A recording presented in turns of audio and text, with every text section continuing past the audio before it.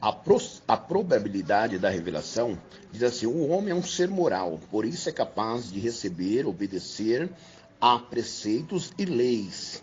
Este é um fato admitido por todos os povos. O ser humano costuma recompensar a prática da virtude e castigar as ações consideradas ofensivas à moral e aos direitos dos cidadãos.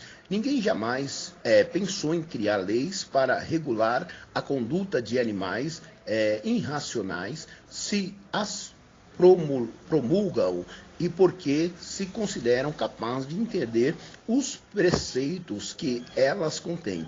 Deste modo, podem igualmente entender e obedecer aos preceitos promulgados por uma sabedoria infinita. Bom, se admitimos que um ser supremo nos criou com capacidade de compreender a sua vontade, é improvável que essa criatura tão nobre não recebesse dele a informação necessária quanto ao seu caráter e posição. Não é consistente com o caráter divino deixar criaturas tão queridas sem qualquer referência, quando a própria origem deve ver o destino, né?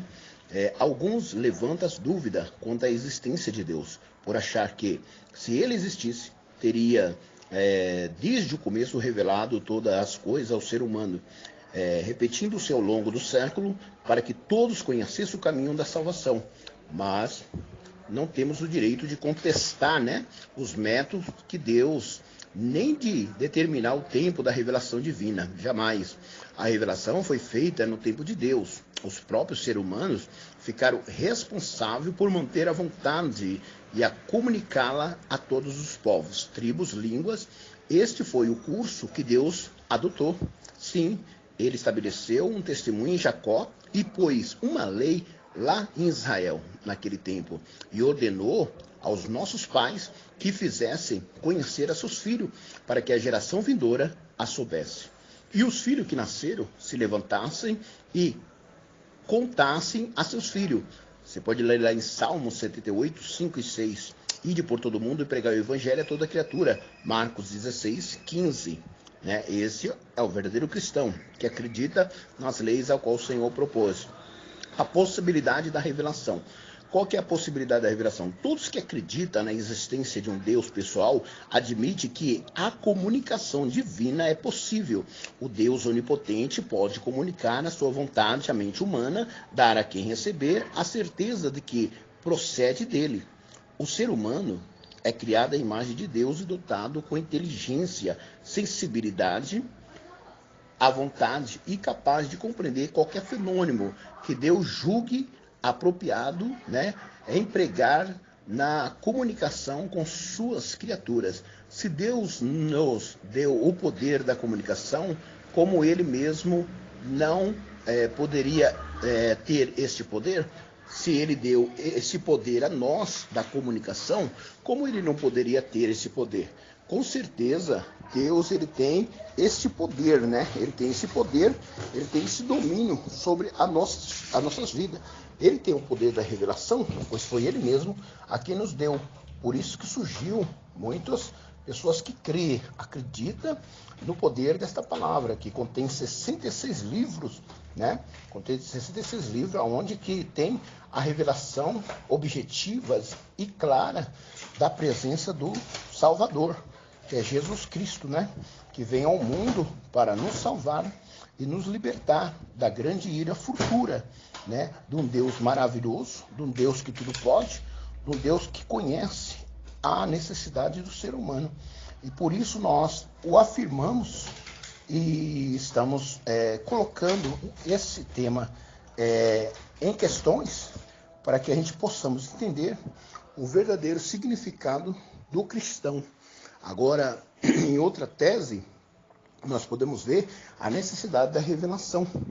A necessidade que o ser humano tem de revelação é um forte indício que ele existe, né? É razoável supor que Deus desse ao mundo o conhecimento do caminho da salvação. Deus deu ao mundo o conhecimento da salvação. E também é necessário, pois o homem não pode descobri-la pelos meios naturais. Como o homem vai descobrir o meio da salvação por meios naturais? Jamais. O mundo não conheceu a Deus pela sua sabedoria. 1 Coríntios 1, versículo 21. As obras da natureza não podem apresentar um raio de luz sequer quando a este assunto, né? Na natureza vemos a ordem, o movimento dos corpos celestes e a lei do desenvolvimento em coisas animadas e inanimadas, mas não encontramos coisas alguma a respeito do pecado e da salvação.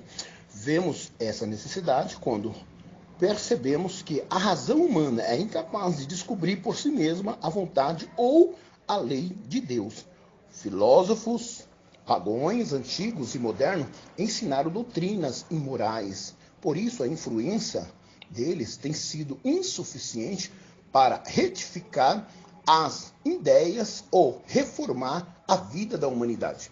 Bom, o filósofo Sócrates fazia da moral o único assunto da sua filosofia, mas se entregava à fornicação, enquanto seus discípulos, Platão, um homossexual, ensinava que era honroso mentir. Muitas outras imoralidades eram defendidas por esses pensadores. Sem a revelação da parte de Deus, o ser humano estaria irrevogavelmente perdido. Nós vemos que o filósofo Sócrates, como diz aqui o texto da nossa leitura, ele fala que o filósofo Sócrates fazia moral ao único assunto da filosofia. Qual que era o assunto da filosofia que ele fazia? A entregar-se à fornicação, enquanto seus discípulos Platão e o homossexual ensinavam que era honroso mentir, né? Então, eles ensinavam que era liberada a fornicação e também ensinava, né? Os homossexuais ensinavam que era honroso mentir, que era prática mentir, podia mentir, não tinha, era normal, indiferente das coisas. Mas muitas outras imoralidades, não só essas, como outras imoralidades que eles defendiam em seus pensamentos de estudo, filósofo, né? Mas e ele estava ali sem a revelação de Deus. Vindo a Bíblia, que é a revelação de Deus, que é a revelação da palavra de Deus, que é a revelação da misericórdia de Deus, o ser humano descobriu as práticas que o filósofo estava falando eram práticas mentirosas, práticas enganosas. Até então surgiu o cristão, que por sua vez, ele crê na Bíblia, ele acredita na Bíblia, ele considera o significado da Bíblia, as doutrinas bíblicas, um exemplo para a conduta de vivência neste mundo, né? E tem a convicção que ele é instruído e revelado dentro da palavra por Deus, e a partir daí ele passa a ser chamado um cristão com a revelação divina da palavra de Deus. Por isso que é necessidade da revelação da palavra de Deus na vida do ser humano, para que ele se torne um crente. Não só um crente que crê em Jesus, mas crê no seu ensinamento, crê na sua doutrina, crê na sua prática, crê naquilo que ele deixou revelado para nos dias de hoje. Bom, meus queridos irmãos, que Deus abençoe. Até aqui eu termino a minha participação.